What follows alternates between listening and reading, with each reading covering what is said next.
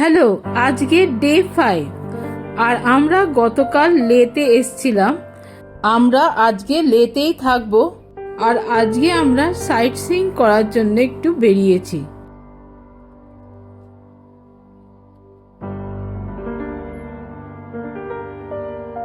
আমাদের গাড়ি army general স্টোরে দাঁড়ালো। এখান থেকে আমরা জল কিনলাম আর আমরা চলে আসলাম হল অফ ফেম দেখতে। এইটা একটা মিউজিয়াম আর ওয়ার মেমোরিয়াল। अकेडमी में आप सभी को हार्दिक स्वागत करता हूं। मेरे पीछे इस कॉर्नर से लेकर लास्ट कॉर्नर तक जितना भी वॉल के जरिए आप लोग फोटोग्राफ देख रहे हैं, कारगिल वॉर के बारे में हर एक चीज लिखा हुआ है। भारत माता की जय, भारत माता की जय, भारत माता की जय। थैंक यू सर, जय हिंद, भारत माता की जय। আর্মি গাইড মশাই কার্গিল যুদ্ধের সম্পর্কে আমাদের ডিটেলে বলল। শুনে আমাদের চোখে জল এসে গেল। শুধু খারাপ এটাই লাগলো যে উনি সব বলার পরে সবার কাছে বকশিশ নিল। এটা আমি এক্সপেক্ট করিনি। এটা সোভিনিয়ার শপ। এখান থেকে আমি একটা বাকেট টুপি কিনেছি। এটার দাম লেখা ছিল 250, কিন্তু 297 নিল আর বিলও দেয়নি। এই জায়গাতে লাইট অ্যান্ড সাউন্ড শো হয়। বিকেলে আমাদের গ্রুপে কয়েকজন আসবে দেখার জন্যে। আমরা আর বিকেলে বেরোবো না।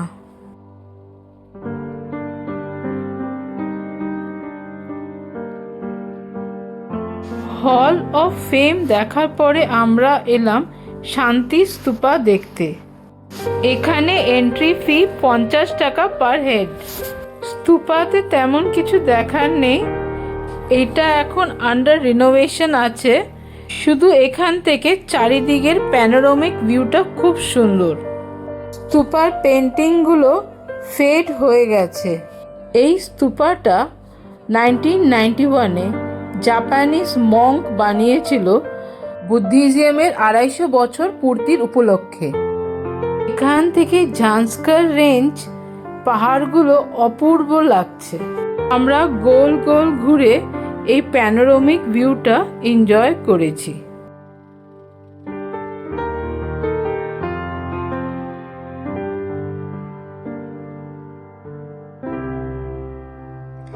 এখানে একটা বুদ্ধ ঠাকুরের মূর্তি আছে।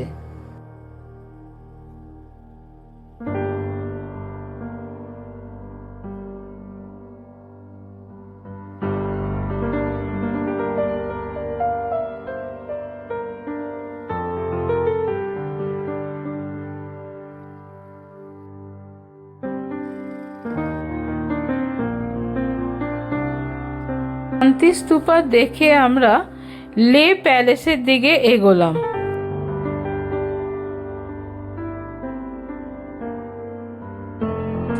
এখানের entry fee 25 rupees per head. লে প্যালেসের হিস্টোরিক্যাল ইম্পর্টেন্স আছে। এইটা লাচেন পালখার নামেও পরিচিত আছে। এটা 9 তলার রাজপ্রাসাদ। 17শো শতাব্দীর রাজা সেঙ্গে নামগিয়ালের দ্বারা নির্মিত। আর এই প্যালেসটা কাঠ, পাথর আর মাটি দিয়ে তৈরি। এই প্রাসাদে একটা প্রেয়ার রুম, মিউজিয়াম আর অডিও ভিজুয়াল রুম আছে। Since then, the an arid desert situated at a height of between 3,000 and 5,000 meters. Audio visual শোটা খুব ইনফরমেটিভ ছিল। এখন আমরা 7th ফ্লোরে এসে গেছি। এখানে রাজা ও পরিবার থাকতো। দক্ষিণমুখী খোলা বারান্দা আছে, যেটা সূর্যের আলো পুরোপুরি প্রাসাদে ঢোকায়। এই প্যালেসে কোনো জাঁকজমক নেই, কিন্তু এমনভাবে তৈরি হয়েছে যাতে এই এক্সট্রিম ক্লাইমেটের সাথে অ্যাডজাস্ট করতে পারে। ভূমিকম্পও আটকাতে পারে, আর কাঁপানো শীতেও গরম থাকবে, আবার গ্রীষ্মকালেও ঠান্ডা থাকবে। তিব্বতের আর্কিটেকচার বোঝায়। লে প্যালেস থেকে লে শহর আর ঝাংস্কার মাউন্টেন রেঞ্জের খুব সুন্দর ভিউ দেখা যায়। At present Namgyal royal family Stok প্যালেসে থাকে, কারণ লে প্যালেসটা এখন হেরিটেজ সাইট হিসেবে আর্কিওলজিক্যাল সার্ভে অফ ইন্ডিয়ার দেখাশোনায় আছে। এই প্যালেস থেকে ফেরার পর বিকেলবেলা আমরা চা খেলাম আর রাতে ডিনার করলাম। Good morning. আজকে লাদাখ ট্রিপের ডে 6 আর আমরা খারদুংলা পাস যাচ্ছি। এখন এই মুহূর্তে আমরা world's highest altitude fuel retail outlet Nyoma লাদাখে আছি। আর আমরা কয়েকজন বাইকার্সদের দেখছি, তারা পেট্রোল রিফিল করছে। বাইকার্সদের জন্য লাদাখ রাইড খুব চ্যালেঞ্জিং অ্যাডভেঞ্চার। আর আমরা দেখতে যাচ্ছি ওয়ার্ল্ডস হাইয়েস্ট মোটরেবল পাসেস, যেটা 17,500 ফিটেরও ওপরে খারদুংলা পাস। চলুন আমার সাথে যাওয়ার পথে ল্যান্ডস্কেপটা দেখি আর এনজয় করি।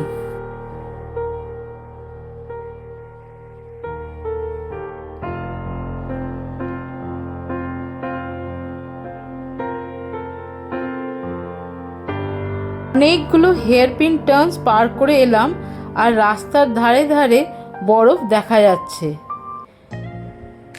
ওয়াও, কত বরফ! আর স্নোফল আরম্ভ হলো। আমার লাইফে ফার্স্ট স্নোফল, ওই জন্য ঠিক বুঝতে পারছিলাম না কিভাবে এনজয় করব। ছাতা নিয়ে নামলাম, ভাবলাম যদি ভিজে যাই, কিন্তু পরে বুঝলাম বোকামো করেছি। এমনি স্নোফলকে এনজয় করা যেত, আর ভিজতামও না।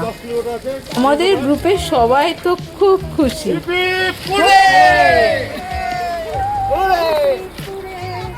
ইচ্ছা ছিল এই দুটো স্নোবল বাড়ি নিয়ে যাব, কিন্তু রাস্তায় গলে যাবে, সেই জন্যে ছবি তুলে রাখলাম। কয়েক মিনিটের স্নোফলেই রাস্তার অবস্থা এরকম হয়ে গেল।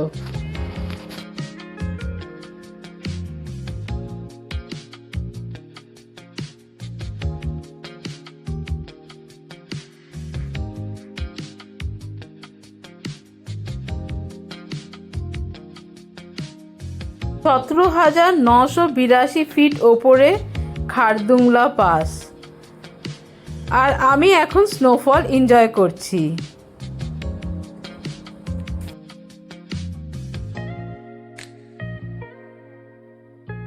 বেবি দিয়েও নিজেকে ধরে রাখতে পারেনি, স্নো দিয়ে বাচ্চাদের মতন খেলতে আরম্ভ করলো।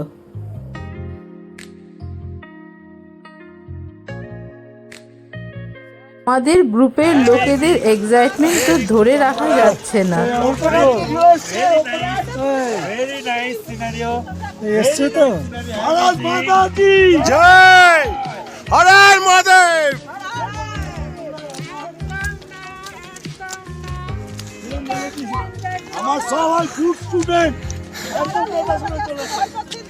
হই হুল্লোড়, ছবি তোলা আর বরফে নিজের পায়ের ছাপ রেখে আমরা এগিয়ে চললাম।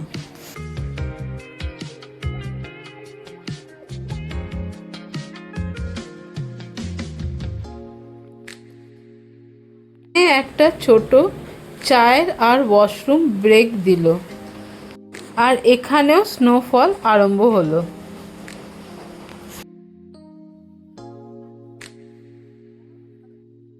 আর নমিতা খুশিতে নাচ করতে আরম্ভ করলো।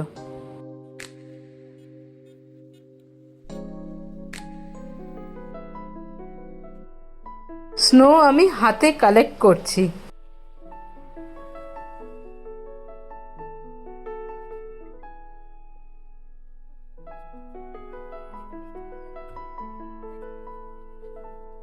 স্নোফলে চার্জড হয়ে আবার আমরা এগিয়ে চললাম। এখন স্নোফল কমে গেছে আর ওয়েদারটা একটু গ্লুমি আছে। আমরা নুব্রা ভ্যালির দিকে এগোচ্ছি। ये कहाँ आ गए हम, यूं ही साथ साथ चलते, तेरे पहाड़ों से है जानम, मुझे मोहब्बत बहुत होते। বলিউডের লাইন নিয়ে নিজের মতন করে শায়েরি করছি।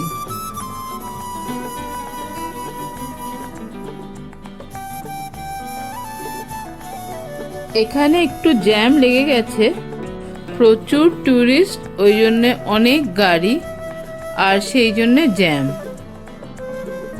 আর সুন্দর সুন্দর পাহাড় দেখতে দেখতে আমরা নুব্রা ভ্যালি এসে পৌঁছালাম।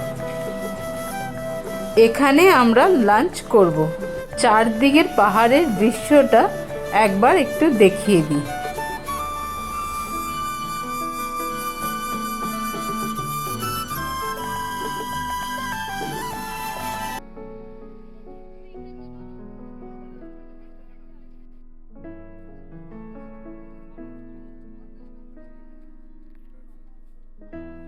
এখানে বসে আমরা লাঞ্চ করেছিলাম। অনেক বাইকার্সরা দাঁড়িয়ে আছে। আমরা এখন ভাগ মিল্খা ভাগ শুটিং পয়েন্টে চলে এসেছি। ফিল্মের ট্রেনিং সিনসগুলো এখানে শুটিং হয়েছিল। হলো হুন্ডার কোল্ড ডেজার্টের গোল্ডেন স্যান্ড ডুইনস। আর এই পার্ককে ডেজার্ট হিমালয়া অ্যাডভেঞ্চার পার্ক বলে। এখানে এটিভি রাইড আছে আর জিপ লাইনার আছে। আর এখানের জিপ লাইনটা world's highest and longest high altitude zip line. আমাদের গ্রুপের কিছু লোক এটিভি রাইড করেছে আর জিপ লাইনের টিকিট কেটেছিল, কিন্তু আলটিমেটলি জিপ লাইনটা হয়নি কারণ বালির ঝড় উঠেছিল।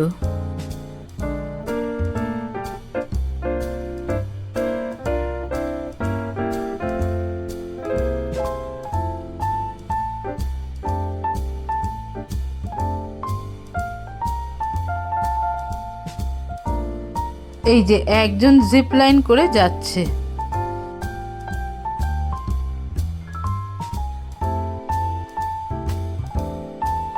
পার্কে কিছুক্ষণ সময় কাটিয়ে আমরা আবার এগিয়ে চললাম। রাস্তার ধারে পপুলার ট্রি আর শায়ক রিভার আমাদের সঙ্গী ছিল। মেঘলা পাহাড় দেখতে দেখতে আমরা এই জগতেই মিশে গেলাম।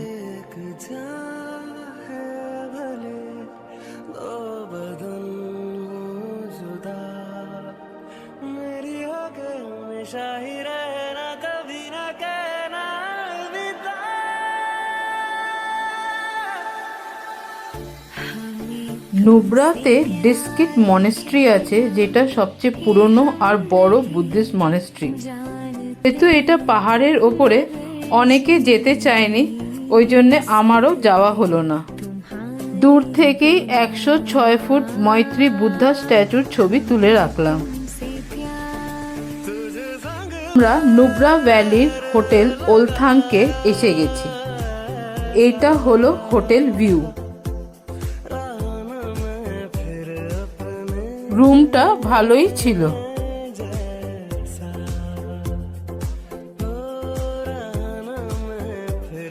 জানলার বাইরে গাছের ভিউ আছে।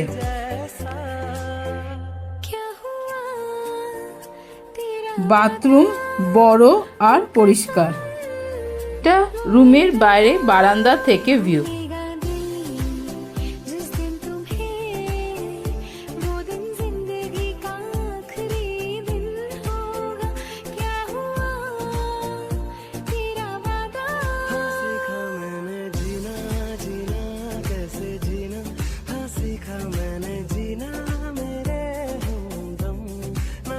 এইটা আপেল গাছ।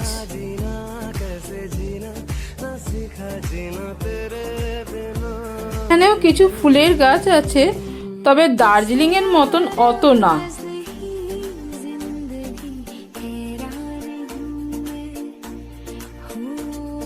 এবার আমরা ডাইনিং এরিয়াতে এসে একটু আড্ডা আর গল্প গুজব করলাম। সন্ধেবেলা একটা বড় রেনবো দেখা গেছে, কিন্তু আমরা মিস করেছি। বর্মনদি ছবি তুলেছে।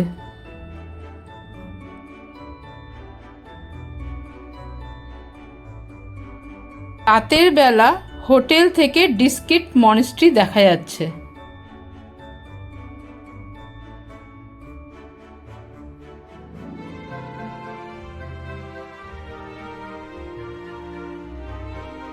আমি রাতের আকাশে তারা দেখতে বেরিয়েছি। Good morning. আজকে লাদাখ ট্রিপের ডে 7। দূরে ডিস্কিট মনেস্ট্রি আছে আর চারদিকে কারাকোরাম রেঞ্জ আর লাদাখ মাউন্টেন রেঞ্জ পরিষ্কার দেখা যাচ্ছে। সকালের আমেজটা অ্যামেজিং।